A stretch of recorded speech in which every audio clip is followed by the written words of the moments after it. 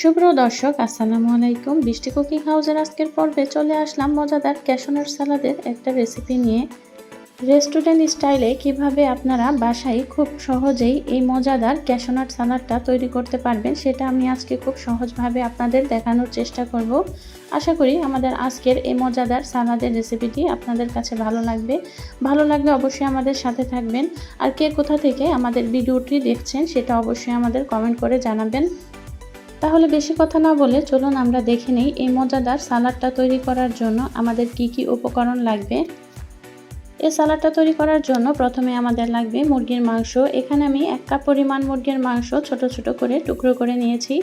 এখন এখানে হাফ চা চামচের মতো দিয়ে দিলাম সাদা গোলমরিচের গুঁড়া। আপনারা চাইলে কালো গোলমরিচের গুঁড়াটাও দিয়ে দিতে পারবেন, কোনো সমস্যা নেই। এখন দিয়ে দিতে হবে হাফ চা চামচ হলুদ ও মরিচের গুঁড়া। এখানে হলুদ ও মরিচের গুঁড়া মিক্স করা আছে।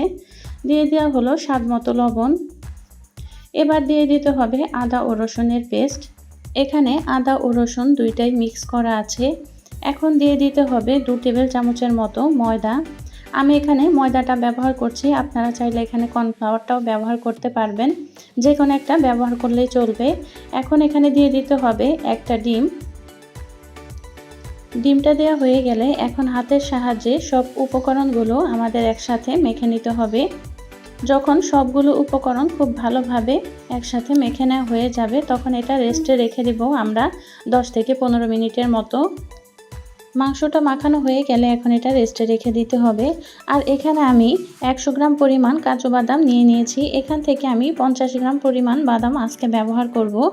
সালাডটা তৈরি করার জন্য এখানে আমি আরও কিছু নিয়েছি। এখানে নিয়েছি শসা কুচি, গাজর কুচি, ক্যাপসিকাম কুচি, একটা পেঁয়াজ কুচি, 1 ফালি লেবু এবং স্বাদ মতো কাঁচামরিচ কুচি। এখন আমাদের চিকেনটা ভাজার জন্য চুলায় একটা কড়াই বসিয়ে দিয়েছি। তেলটা গরম হয়ে গেলে এই তেলের মধ্যে আমরা চিকেনটাকে ভেজে নেব। যখন তেলটা গরম হয়ে যাবে তখন ম্যারিনেট করে রাখা চিকেনগুলোকে তেলের মধ্যে দিয়ে দিতে হবে এবং মিডিয়াম লো আঁচে এই চিকেনগুলোকে আমাদের খুব ভালোভাবে ভেজে নিতে হবে। সবগুলো চিকেন দিয়ে দেওয়া হয়ে গেলে এখন এই চিকেনগুলোকে মিডিয়াম আঁচে রান্না করতে হবে। যখন এর এক পাশ হয়ে আসবে তখন খুব ভালোভাবে এটা উল্টে দিতে হবে যাতে অপর পাশটাও খুব সুন্দরভাবে হয়। এভাবে করে যতক্ষণ না পর্যন্ত চিকেনটা ব্রাউন কালার চলে আসবে ততক্ষণ পর্যন্ত আমাদের চিকেনটাকে ভেজে নিতে হবে। দেখুন আমাদের চিকেনটা খুব ভালোভাবে ভাজা হয়ে গেছে।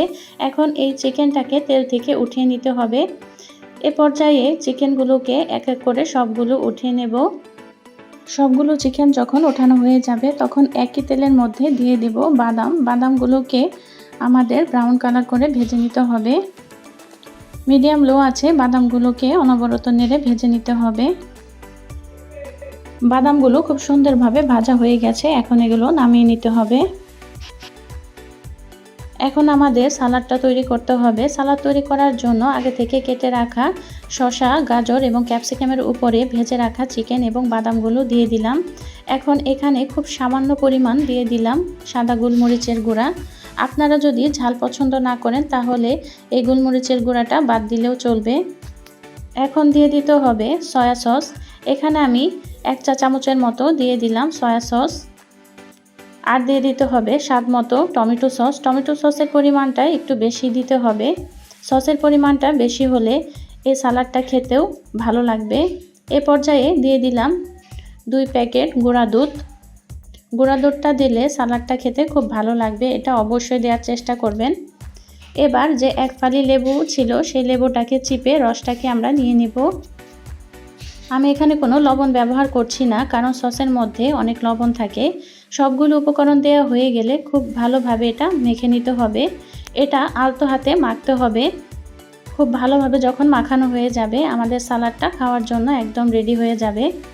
আপনারা যে কোনো অনুষ্ঠানেও এই সালাডটা রাখতে পারেন। আর এর টেস্ট এতই হয়ে থাকে যে আপনারা একবার বানালে বারবার বানিয়ে খেতে চাইবেন।